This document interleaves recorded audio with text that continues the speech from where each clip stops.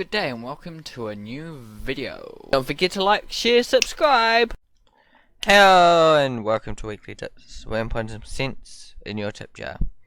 Hello, my name's Daniel, and welcome today where I'm going to chat to you about Blur and Sharpen tool. These are two interesting tools that can work hand in hand with each other. It can be self-explanatory.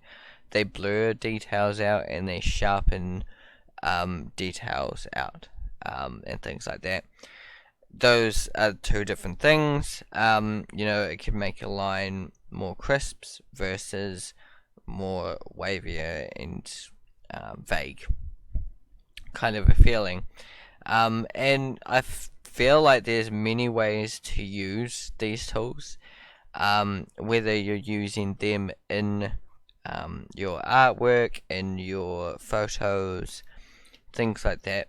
There are a lot of tutorials out there with kind of photos, so mostly I would want to work a bit on painting these, with using these tools with painting and that kind of thing as a digital artist, as an illustrator.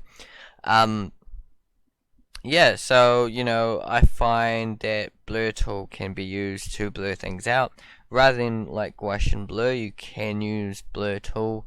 It could help to make things or get rid of some detail without like gouache and blur everything, and trying to work through those with layers and things like that to try and define and blur certain items and objects and things like that. It could be helpful to do it that way. They are simple to use. Basically, you'll find it here under kind of the bucket tool, and there's three tools there. I've done a video on smudge, and this one's on blur here. And basically, you might want to have your painting or something you're thinking about blurring in hand. So I've got a toothbrush here that I'm painting with, so it's very toothy. Just to show you a little bit of how it can work. This will give you a little bit of an edge and things like that, so it'll show you a bit more on kind of what the blur tool can do. If you got something quite detailed like this, your background, maybe you're trying to get rid of like the edge or something like that for some reason, or there's a shadow you want to use the blur tool on, it could help. This could be grunty as well. It could make the effect not work as well, but it is what it is. It's a tool and it's there to use. And sometimes it might do the job, sometimes it won't. So it's just like it will blur out the edges basically. And you lose like the edges and things like that. And it might be, like I said, it would be helpful for using in creating like car shadows and things like that. Getting rid of backgrounds, things like that.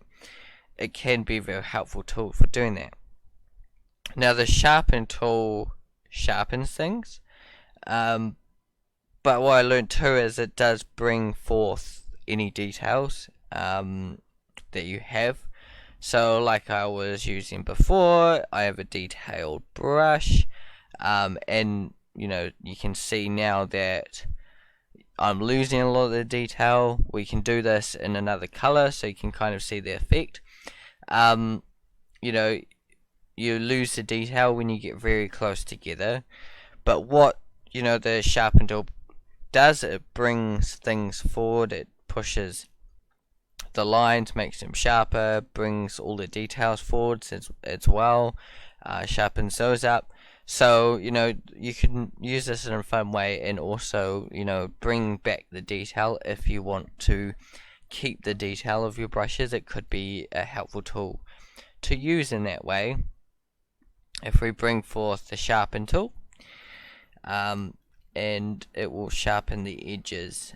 See, I'm seeing a little bit of sharper edges there, and because this is black you can't see as much. You kind of see it coming close. You can we go a bit closer now, you can start to see some of the details in the brushes is coming forward, and that could be an interesting effect to bring into your paintings. Maybe you're painting some sort of steel or something, or a creature or an animal or something that you need a lot of detail in. So maybe you could sharpen some points of the detail. It might take a few goes to like sharpen some of these details forward. And you can probably, the strength is not high enough. But yeah, it will really play around, and it does. The more you use it, the it can get pretty bad looking. So do use it in moderation if you're going to use it. Play around, have some fun with it. I mean, you're only going to learn from it, and it's another tool to use. Maybe you could use it in your library. It'd be awesome if you do. Let me know down in the comments if you do use the Sharpen or Blur tool, and let me know how you use it, any way or form. I'd really appreciate it if you guys, chat it down there. It'd be awesome. Thanks for checking out this video, and we'll see you in the next one. Goodbye.